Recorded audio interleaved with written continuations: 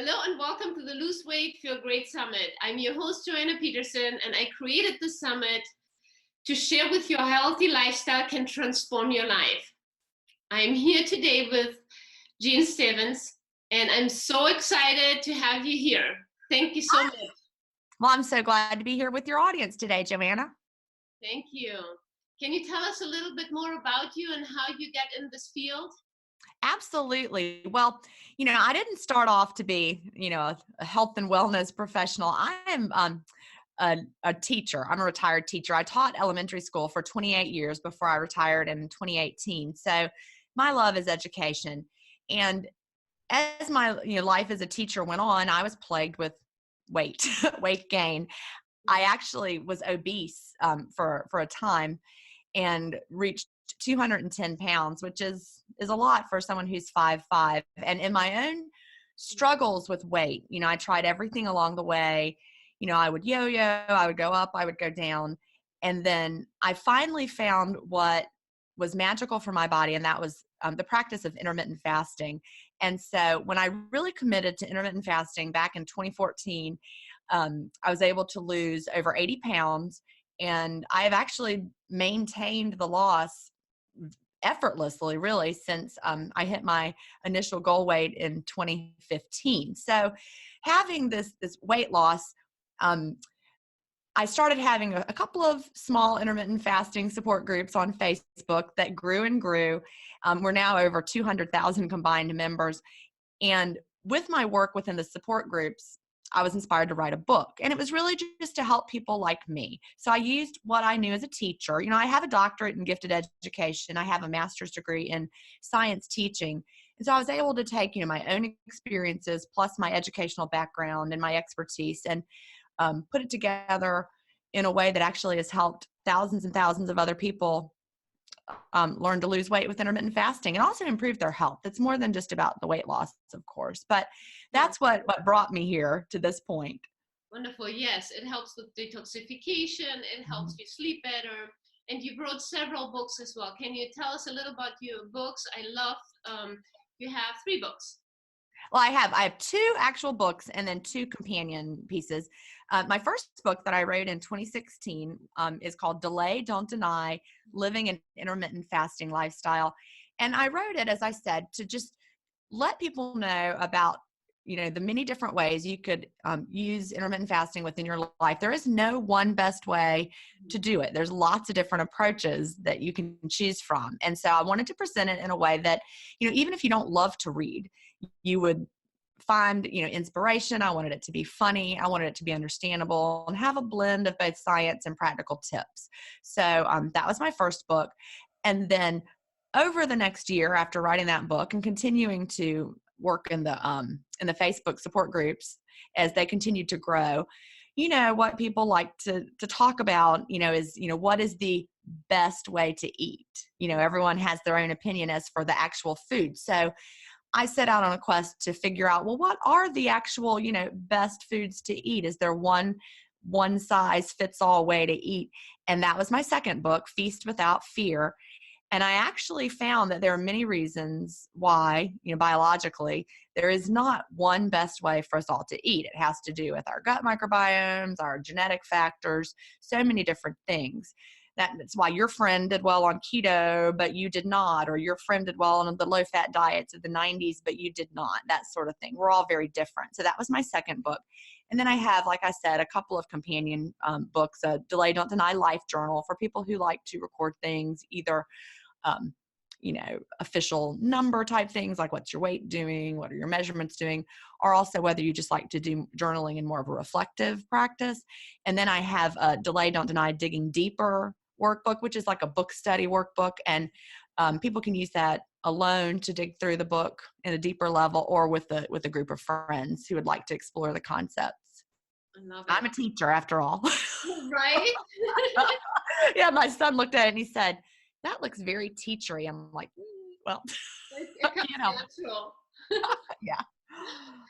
Can you explain to a lot of people don't know what intermittent fasting is? Can you tell us a little bit about what is it and how many hours do you recommend to intermittent fast? and how do you break the fast, just like simple tips on it.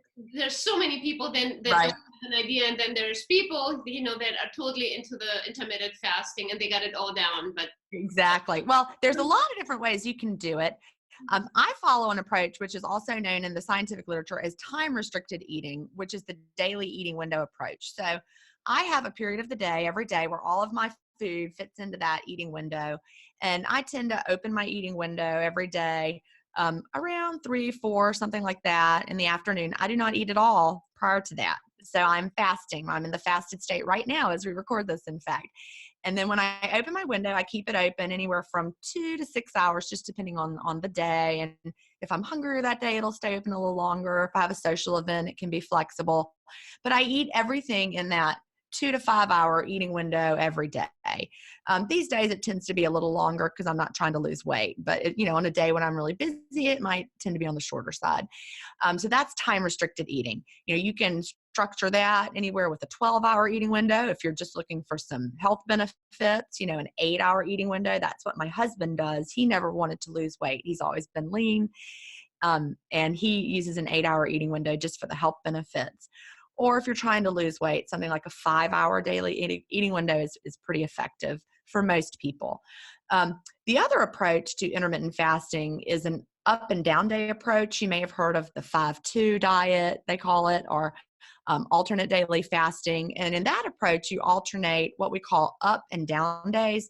Down days can either be full fasts or they can be what we call a modified fast, where you basically are limiting yourself to a small amount of food, maybe 500 calories, the modified fast day. And then on the up days, you have an unrestricted eating day, and you alternate those. And there's some metabolic benefits to having the up and down day approaches. Overfeeding, such as you may experience on the up days, can boost your metabolic rate. Whereas then you have the down days where you're eating less food. And, we know that if you restrict your calories long-term and they're low day in and day out, your body can adjust and lower your metabolic rate. But by having that up and down pattern of the alternate daily fasting or 5-2 or 4-3, your body doesn't have that same metabolic adaptation. So that's a great approach also. so during the time that someone is fasting, and if someone gets hungry, can they have a juice, or is it just warm water? Your body is either in the fasted state or you're consuming nutrients. And so we have to keep in mind that if you're going to fast, you want to do something that we call in our community the clean fast. And the goal, you have to know what your goals are. Why are we fasting? What are the goals? Well, one of the goals is, of course, we want to tap into fat stores for fuel. And in order to do that, we want to keep our insulin levels low. Now, most people have heard of insulin perhaps only through the lens of, diabetes, type 1 diabetes, type 2 diabetes. But when you learn how insulin works in the body, insulin is a storage hormone. So if you have high levels of insulin circulating in your body, you're in storage mode. And you're not going to be able to really access your stored fat. It prevents you from accessing your stored fat, in fact. So when you're fasting, you want your insulin to have a time when it goes low. Our bodies release insulin in response to eating food. So, of course, eating is not fasting. But there's a great deal of research on insulin release in response to just tasting things that are sweet. So, for example, a diet soda that has 0 calories. If you consume a 0-calorie diet soda and you're, thinking about the traditional, calories in, calories out, you wouldn't think that would affect anything, right? Mm-hmm. But because the sweet taste comes in, even though it has 0 calories, your brain doesn't understand that. And so your brain releases insulin, which is designed to help you deal with the incoming calories that your brain thinks will be coming. But of course, it's a 0-calorie diet soda, so the calories never appear. And so you just have high insulin and no food coming in. So in order to keep your insulin low, we recommend that you stick to plain water. And also you can have black coffee and plain tea, like a bitter tea, just regular tea, or certain herbal teas that have a bitter flavor profile, because our bodies don't release insulin in response to bitter flavors, just the sweet flavors. So you want to avoid anything fruity. I used to, before I understood this, I would drink, herbal teas like apple cinnamon delight or something like that. But your body tastes that and think, ooh, apple cinnamon deliciousness coming on down. So you want to just keep it simple. Water, you can have fizzy water, sparkling water, but it needs to be unflavored. Don't get those delicious, fruit flavored, lemon flavored. You don't want to add any lemon or anything to your water. Just plain water, plain fizzy water like a mineral water, black coffee, plain tea. Stick to the ones that have a bitter flavor profile, and that'll really help you with what you're hoping to accomplish with the fasted state. Good. And how would you break the fast? That's really, you have to figure out what works for you.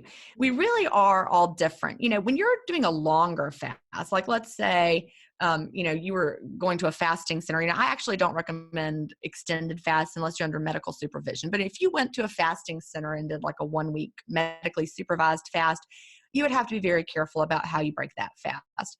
But if you're using time restricted feeding like I do, where you have a daily eating window approach, it's you don't have to be super, like cautious. Your digestive system hasn't like shut down, since yesterday. And even if you're doing an alternate daily fasting approach or 5-2 or 4-3, you're still probably going to be okay. You do learn over time what feels right to you. For example, I get a stomach ache if I break my fast with nuts. Nuts don't do well for me on an empty stomach. But a lot of people do great with nuts. Nuts is a perfect way for them to open their window. You just have to see. I don't do well if I open my window with just straight up refined carbohydrates or something sugary. That gives me kind of a blood sugar crash. I have the sugary, whatever it was. Like let's say I had a sugary latte, then my blood sugar goes up, then insulin comes out and it crashes down. And that's not a good feeling for me. So I tend to something like cheese and crackers or hummus, with chips, those things work very well for me when I open my window. But again, someone might do well with an apple or fruit or maybe an apple with peanut butter. It's really your choice. Intermittent fasting is a pattern of when you're eating, and then what you're eating is going to depend on what works best for you. Mm-hmm. So specifically for someone that wants to lose weight, how many hours would you recommend to fast? Well, you're going to need to start off and let yourself ease in. I wouldn't start off on day one with trying to have, like a 5-hour eating window necessarily if you've never fasted before. You can take it slow, ease in, start by just, the first day, maybe you just skip breakfast and stick to your fasting safe, black coffee, plain tea, plain water, and then, have an 8-hour window at first. As your body adjusts to that, you'll have an adjustment period. You might feel lethargic, a little draggy for a while because your body's going to have to learn how to tap into your fat stores for fuel during the fast. That does not happen overnight. And there's that hangry feeling. People think you're going to be like that all the time, but after the adjustment period, you're really not. So, start off maybe try an 8-hour eating window with lunch and dinner, see how you feel. Eventually, maybe you want to push lunch back and just have an afternoon snack and then dinner later and just see how you feel. My husband, as I said, does an 8-hour daily eating window, and he wasn't trying to lose weight. He did lose a little weight, even though he wasn't trying to. And he's the leanest, he's been in our adult lives. But if you are trying to lose weight, an 8-hour eating window might be too long for you.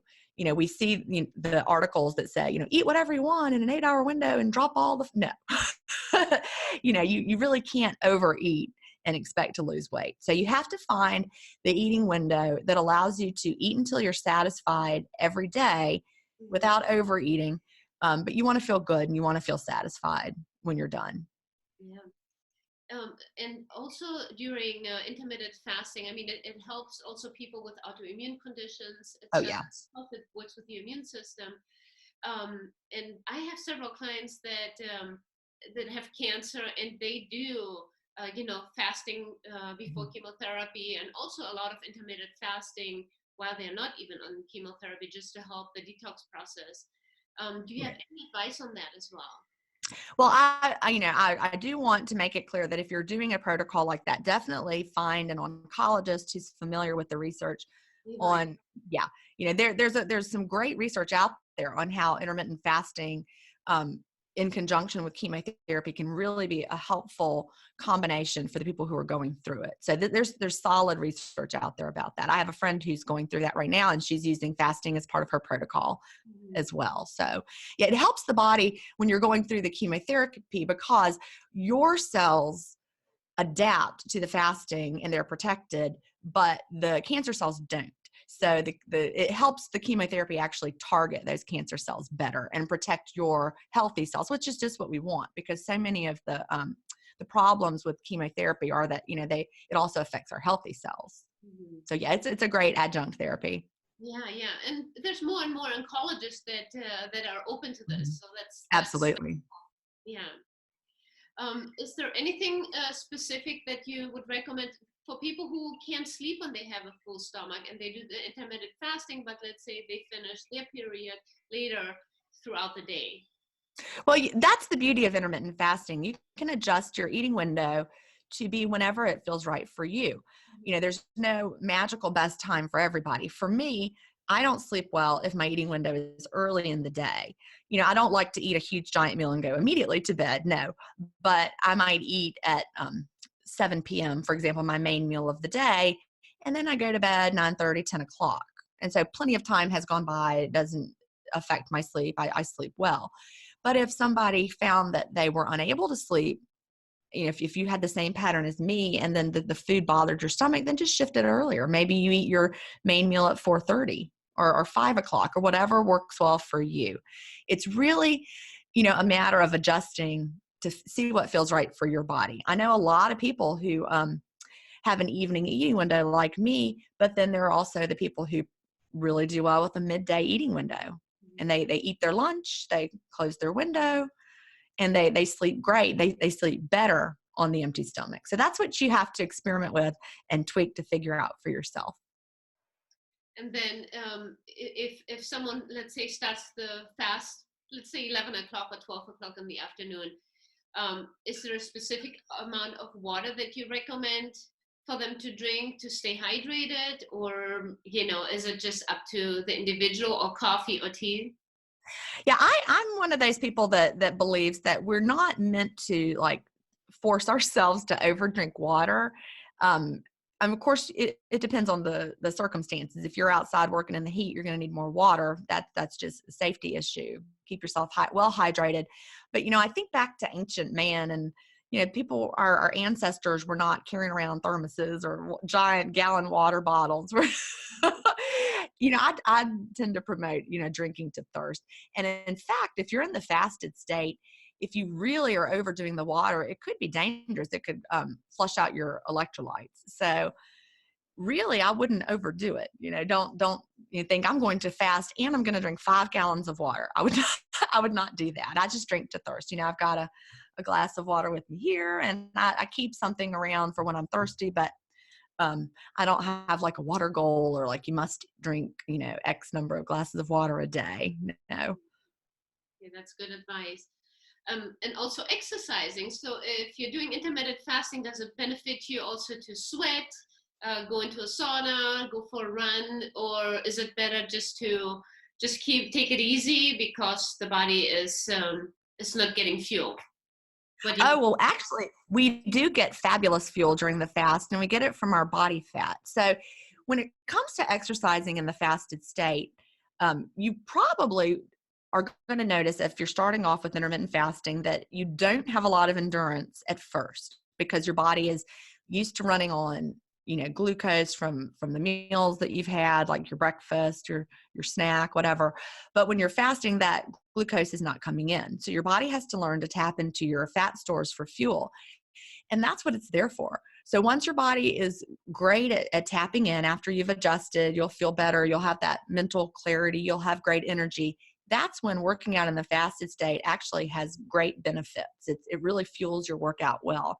We've got even, endurance athletes and bodybuilders who are working out in the fasted state. Now, like I said, at first, no, it's going to be hard. But once you are adjusted, there are a lot of benefits there because you really are tapping into that fat during the fast and you feel great. Whenever I have a lot to do, I make sure I'm in the fasted state. I can get a lot more done. So could you, when you're fasting, can you have also some water with apple cider vinegar, or is that a no? I would not. We don't want anything for our bodies to think, food's coming. And really, from what I understand, the benefits of apple cider vinegar are most pronounced when you have it with your meals. So definitely, if you prefer to have it on an empty stomach, maybe open your window with that. Have apple cider vinegar and water to open your window. That'll work great. But I've experimented with it during the fast. It makes me really hungry, which is always a bad sign that it's doing something in your body. Because I can drink plain water, I can drink black coffee and be fine. But if you have something that's disturbing the fast, it could result in lots of hunger. So I wish I could drink, hot water with apple cider vinegar during the day. It's delicious, but it makes me, shaky and starving. And so I know that it's giving a response that is not what my body wants in the fasted state. So I would recommend saving that. Just stick with the water. Yeah, really. And, if you're used to the fasted state and, what I call the clean fast, the reason I know that apple cider vinegar is not a good choice during the fast is trying it after knowing what it's like to fast without it. There's such a distinct difference. If I'd always had apple cider vinegar during the fast, I wouldn't realize how much easier it is to fast without it.